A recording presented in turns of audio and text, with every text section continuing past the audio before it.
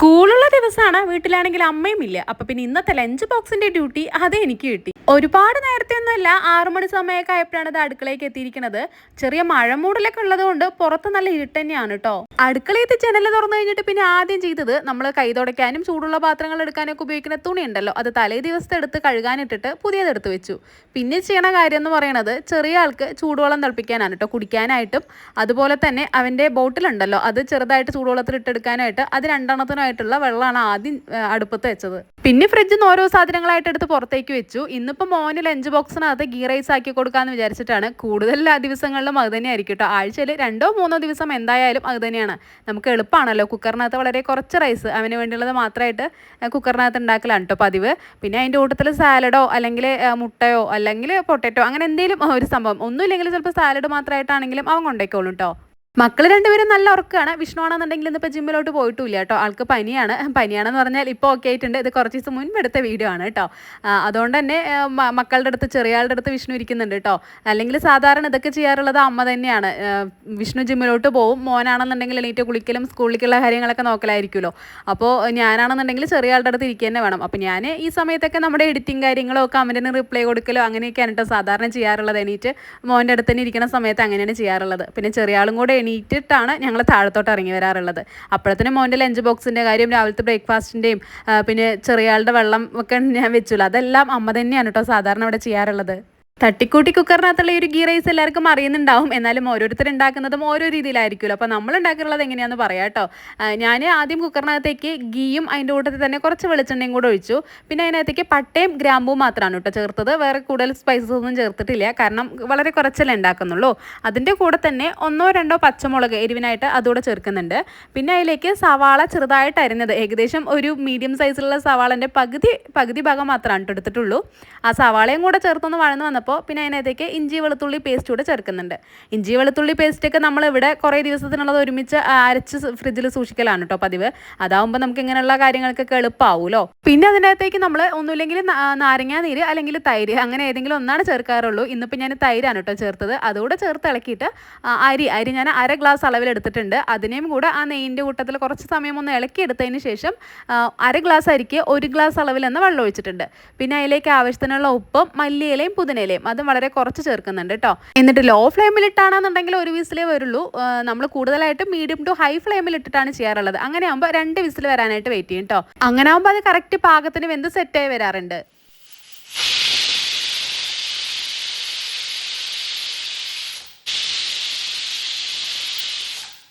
അത് വിസിൽ വരാനായിട്ട് വെയിറ്റ് ചെയ്യണ സമയം കൊണ്ട് ഞാൻ ഒരു പൊട്ടാറ്റോ കൂടെ മുറിച്ചെടുത്തിട്ട് ഫ്രൈ ചെയ്യാനായിട്ട് അടുപ്പത്ത് വെച്ചിരുന്നു കേട്ടോ. അതുകൂടെ കഴിഞ്ഞിട്ട് ഇനിയിപ്പോൾ ആ കുക്കറിനകത്തുള്ള എയർ പോകുന്നത് വരെയും അങ്ങനെ തന്നെ വെക്കും കേട്ടോ. അത് കഴിഞ്ഞിട്ടാണ് നമ്മൾ തുറന്ന് ഇളക്കാറുള്ളൂ. അപ്പോൾ ആ സമയം കൊണ്ട് പൊട്ടാറ്റോയും കൂടെ റെഡി ആയിട്ട് വരുന്ന സമയം കൊണ്ട് ഇനിയിപ്പോൾ രാവിലത്തേക്കുള്ള ഭക്ഷണത്തിൻ്റെ കാര്യം നോക്കണമല്ലോ. അപ്പോൾ പുതിന ചട്നി അരയ്ക്കാമെന്ന് പറഞ്ഞിട്ട് അതിനുള്ള പുതിനയും അതിൻ്റെ സംഭവങ്ങളൊക്കെ റെഡിയാക്കി വെക്കുന്നുണ്ട് കേട്ടോ. അപ്പോൾ അത് ശരിയാക്കുമ്പോഴത്തേനും തന്നെ ഇതാ കുക്കറിനകത്തുള്ള എയർ എല്ലാം പോയിട്ടുണ്ട്. അതിനിപ്പോൾ ഒന്ന് ഇളക്കിയെടുത്തിട്ട് അങ്ങനെ തുറന്ന് തന്നെ വെക്കും കേട്ടോ. ഈ സമയം കൊണ്ട് പൊട്ടാറ്റോയും റെഡി ആയിട്ടുണ്ടായിരുന്നു. അതിന് ഞാൻ വേറൊരു പാത്രത്തിലോട്ട് മാറ്റിയിട്ട് ഇനിയിപ്പോൾ രാവിലത്തേക്കുള്ള പുതിന ചട്നി റെഡിയാക്കുകയാണ്. അതിനായിട്ട് കുറച്ച് വെളിച്ചെണ്ണ വെച്ചിട്ട് അതിലേക്ക് ഒരു കുഞ്ഞു കഷ്ണം ഇഞ്ചിയും എരിവിനാവശ്യമായിട്ടുള്ള പച്ചമുളകും കൂടെ ചേർത്തു. അതൊന്ന് ജസ്റ്റ് ഒന്ന് ചൂടായി വന്നതും തന്നെ നമുക്ക് ചട്നിക്ക് ആവശ്യമായിട്ടുള്ള തേങ്ങ കൂടെ ചേർക്കുന്നുണ്ട്. തേങ്ങ ഒരുപാട് വറുത്തെടുക്കില്ല, ജസ്റ്റ് ഒന്ന് ചൂടായി വരേ വേണ്ടൂ. അതിനുശേഷം ഏകദേശം കുറച്ച് കൂടുതൽ തന്നെ പുതിനയുടെ ടേസ്റ്റ് അതിനകത്ത് മുന്നിൽ നിൽക്കണമല്ലോ, അപ്പോൾ കുറച്ച് കൂടുതൽ തന്നെ പുതിനയിലയും കൂടെ ചേർക്കുന്നുണ്ട്. എന്നിട്ട് പുതിനയില ചേർത്തതും തന്നെ അത് ചൂടായി വന്നതും തന്നെ അതിന് മാറ്റുന്നുണ്ട് കേട്ടോ. ഒരുപാട് സമയം കുക്ക് ചെയ്യുന്നില്ല. എന്നിട്ട് ഞാൻ അതിന് ചൂടാറാനായിട്ട് വേറൊരു പാത്രത്തിലോട്ട് മാറ്റിയിട്ട് പിന്നെ ഈ ചമ്മന്തിക്ക് വേണ്ട താളിപ്പുണ്ടല്ലോ, അതും കൈയോടെ തന്നെ ആ പാത്രത്തിൽ തന്നെ ചെയ്യുന്നുണ്ട് കേട്ടോ. കുറച്ച് എണ്ണ ഒഴിച്ച് കടുക് പൊട്ടിച്ചിട്ട് വറ്റൽമുളകും കറിവേപ്പിലയും കൂടെ പൊട്ടിച്ചുകൂടെ വെക്കുന്നുണ്ട്. അങ്ങനെ ആകുമ്പോൾ ഒരു പണിയിൽ തീർന്നല്ലോ. സാധാരണ ഞാൻ ഈ തേങ്ങയും പുതിനയിലയും ചൂടാക്കുന്നതിന് മുമ്പേ തന്നെ, ഇഞ്ചിയും പച്ചമുളക് ഇടുന്നതിന് മുമ്പേ തന്നെ ആദ്യം തന്നെ താളിച്ചെടുത്തിട്ട് നമ്മൾ ചട്നി അരച്ചിട്ട് ഒഴിക്കുന്ന പാത്രത്തിലേക്ക് കൊട്ടി വയ്ക്കും. അതിനുശേഷമാണ് ഈ തേങ്ങയും പുതിനയിലയും ചൂടാക്കി എടുക്കാറുള്ളത്. പക്ഷേ എങ്കിൽ ഇന്നിപ്പോൾ അത് വിട്ടുപോയി. പിന്നെ ഈ റെഡ് ചട്നി, അത് നമ്മുടെ വീട്ടിൽ എപ്പോഴും ഉണ്ടാവാറുള്ള ഒരു സംഭവം തന്നെയാണ്. അപ്പോൾ തലേ ദിവസം അരച്ചത് ബാലൻസ് ഉണ്ടായിരുന്നു, അതുകൊണ്ട് ഞാൻ ഇന്നിപ്പോൾ അത് അരയ്ക്കാൻ നിന്നില്ല കേട്ടോ. പിന്നെ ഈ പുതിന ചട്നി നമ്മൾ അരയ്ക്കുമ്പോൾ അതിൻ്റെ കൂട്ടത്തിൽ ആവശ്യത്തിനുള്ള ഉപ്പും ഒരു നുള്ളു പുളിയും കൂടെ ചേർക്കാറുണ്ട്. പുളി ഇല്ലെങ്കിലും ഇത് നന്നായി ഉണ്ടാവും. എന്നാലും നമ്മൾ കുറച്ച് പുളിയും കൂടെ ചേർത്തിട്ടാണ് കേട്ടോ അരച്ചെടുക്കാറുള്ളത്. പിന്നെ ഒരുപാട് ലൂസായിട്ടല്ല, നേരത്തെ കണ്ടതുപോലെ തന്നെ കുറച്ച് തിക്കായിട്ടാണ് അരച്ചെടുക്കാറുള്ളത്. ഞാൻ ഇതൊക്കെ ചെയ്യുമ്പോഴത്തേനും സമയം ഏകദേശം ഒരു 7:30 കഴിഞ്ഞിട്ടുണ്ട്, 7:30 ആയിട്ടുണ്ട്. അപ്പോൾ അതാ മോന് കുളിയൊക്കെ കഴിഞ്ഞ് റെഡിയായി വന്നിട്ടുണ്ട്. അപ്പോൾ അവന് കഴിക്കാനായിട്ടുള്ള ദോശയും കൂടെ ചുട്ടു കൊടുത്തു കേട്ടോ. ഇത്രയും കൂടെ ചെയ്ത് കഴിഞ്ഞപ്പോൾ എനിക്ക് എന്തായാലും പകുതി ആശ്വാസമായിട്ടുണ്ട് കേട്ടോ. കാരണം ഇനിയുള്ള കാര്യങ്ങളൊക്കെ നമുക്ക് പതുക്കെ ചെയ്താൽ മതിയല്ലോ. ആൾക്കാണല്ലോ 8:15 വണ്ടി വരും, അപ്പോഴത്തേനും എല്ലാം സെറ്റ് ആവേണ്ടേ എന്നുള്ളൊരു ഇതായിരുന്നു. പിന്നെ ഞാൻ കൂട്ടത്തിൽ വീഡിയോ കൂടെ എടുക്കുന്നുണ്ടായിരുന്നല്ലോ. അപ്പോൾ നമ്മൾ ഒരു 10 മിനിറ്റിൽ ചെയ്യേണ്ട കാര്യം വീഡിയോ കൂടെ എടുത്ത് ചെയ്യുന്ന സമയത്ത് 15-20 മിനിറ്റ് കൂടുതലാവേലേ ഉള്ളൂ. അപ്പോൾ ഇങ്ങനെ ഓരോന്നായിട്ട് ചെയ്തുകൊണ്ടിരുന്നതാണ്. പിന്നെ നമ്മൾ ഇപ്രാവശ്യം എന്തായാലും ലഞ്ച് ബോക്സിൻ്റെ കാര്യങ്ങളൊന്നും വീഡിയോ ഇട്ടിട്ടില്ല. കാരണം ഞാൻ നേരത്തെ പറഞ്ഞല്ലോ, ഞാൻ എണീറ്റ് വരുമ്പോഴത്തേനും ഏകദേശം അതെല്ലാം സെറ്റ് ആയിട്ടുണ്ടാവും. അപ്പോൾ എന്തായാലും എടുക്കാമെന്ന് വിചാരിച്ചിട്ടാണ് ഞാനിങ്ങനെ എടുത്തത് കേട്ടോ. ധൃതിയിൽ തിരക്കിലൊക്കെ അതുകൊണ്ട് എടുത്തത്. പിന്നെ നമ്മൾ മീഡിയം സവാള എടുത്തതിൻ്റെ പകുതിയാണല്ലോ നെയ്ച്ചോറിനായിട്ട് ഇട്ടിട്ടുണ്ടായിരുന്നത്. അപ്പോൾ ബാക്കി പകുതി കൊണ്ട് ഞാൻ സാലഡ് കൂടെ റെഡിയാക്കിയിരുന്നു കേട്ടോ. അപ്പോൾ സാലഡും പൊട്ടാറ്റോ ഫ്രൈയും അവന് വേണ്ട സംഭവങ്ങളെല്ലാം സെറ്റാക്കി വെച്ചിട്ടാണ് പിന്നെ ഞാൻ പോയി കുളിച്ചിട്ട് വന്നത്. സാധാരണ ജിമ്മ് കഴിഞ്ഞ് വന്നതും വിഷ്ണു കുളി കഴിഞ്ഞിട്ട് വിളക്ക് എത്തിക്കാറുണ്ട്. ഇന്നിപ്പോൾ ആൾക്ക് പനിയാണ്, അതുകൊണ്ട് കുളിച്ചിട്ടില്ല, ജിമ്മിൽ പോയിട്ടില്ല, ഞാൻ നേരത്തെ പറഞ്ഞല്ലോ. അപ്പോൾ പിന്നെ ഇവൻ്റെ കാര്യങ്ങളൊക്കെ എല്ലാം ഒന്ന് സെറ്റായതിന് ശേഷമാണ് കേട്ടോ ഞാനും വിളക്ക് എത്തിക്കാൻ നിന്നത്. ഇപ്പോൾ ഏകദേശം ഒരു 8 മണിയൊക്കെ ആവാറായിട്ടുണ്ട്. അപ്പോഴാണ് ഞാൻ പോയി കുളി കഴിഞ്ഞു താഴെ മാത്രമാണ് അടിച്ചു വിട്ടത്, മുകളിലൊന്നും അടിച്ചിട്ടില്ല, തുടച്ചിട്ടും ഇല്ല കേട്ടോ. അതിനിപ്പോൾ അത് പതുക്കെ ചെയ്യാമെന്ന് പറഞ്ഞിട്ടാണ്. അപ്പോഴത്തേനും ചെറിയ ആൾ മണീറ്റ് വന്നിരുന്നു കേട്ടോ. അപ്പോൾ വിഷ്ണു മേക്കഴുകാന്ന് പറഞ്ഞിട്ട് ഈ സമയത്ത് മേക്കഴുകാൻ പോയിരിക്കായിരുന്നു. മേക്കഴുകിയിട്ട് വരാമെന്ന് പറഞ്ഞിട്ട് മേക്കഴുകാൻ പോയിരിക്കായിരുന്നു. പിന്നെ ഞാൻ തലേ ദിവസത്തെ പൂക്കളും വെള്ളമെല്ലാം മാറ്റിയിട്ട് ശങ്കിൽ പുതിയ വെള്ളമെല്ലാം വെച്ചിട്ട് ഇതാ വിളക്ക് കത്തിച്ചു. അത് കഴിഞ്ഞിട്ട് പൂവ് നമ്മൾ മിക്ക ദിവസങ്ങളിലും പൂവ് വാങ്ങിക്കാറുണ്ട് കേട്ടോ. ഇവിടെ നമുക്ക് വളരെ കുറവാണ്, സ്ഥലം കുറവാണ് മുറ്റമൊക്കെ. അപ്പോൾ ഉള്ള സ്ഥലങ്ങളിൽ ഇതുപോലെ മറ്റേ തെച്ചിയും നന്ദിറവട്ടം മറ്റേ വെള്ളപ്പൂവൊക്കെ ഉണ്ടല്ലോ, അത് അങ്ങനെയൊക്കെ വെച്ചിട്ടുണ്ട്. എന്നാൽ നമുക്ക് എപ്പോഴും നല്ല കിട്ടില്ലല്ലോ. പിന്നെ നമ്മളുടെ ബീന ടീച്ചറുടെ അവിടുന്ന് ഞാൻ മുൻപത്തെ വീഡിയോകളിലൊക്കെ കാണിച്ചിട്ടുണ്ട് ചെമ്പരത്തി പൂവ്. അത് നമുക്ക് കണ്ടിട്ട് ടീച്ചറുടെ ബാക്ക് സൈഡിൽ ഒരു ചെടി നട്ടിട്ടുണ്ട്. ഇന്നാണെന്നുണ്ടെങ്കിൽ അതിനകത്ത് ഒരു പൂ പോലും ഉണ്ടായിരുന്നില്ല. ചില ദിവസങ്ങളിൽ നമുക്ക് ഒരുപാട് പൂ കിട്ടും കേട്ടോ, ഇന്നുണ്ടായിരുന്നില്ല. അപ്പോൾ ഞാൻ ആദ്യം അവിടേക്കാണ് നോക്കിയത്, അതിനകത്ത് പൂ ഇല്ലാത്തതുകൊണ്ട് നമ്മുടെ വീട്ടിലുള്ള പൂക്കൾ പറിച്ച് തൽക്കാലം ഭഗവാന് വെച്ചു. അപ്പോഴത്തേനും എന്താ വിഷ്ണു മേക്കഴുകിയിട്ട് വന്നു. കൂട്ടത്തിലെ ചെറിയ ആൾക്കും മേക്കഴുകി കൊടുത്തു, ഹൃദയവിന്.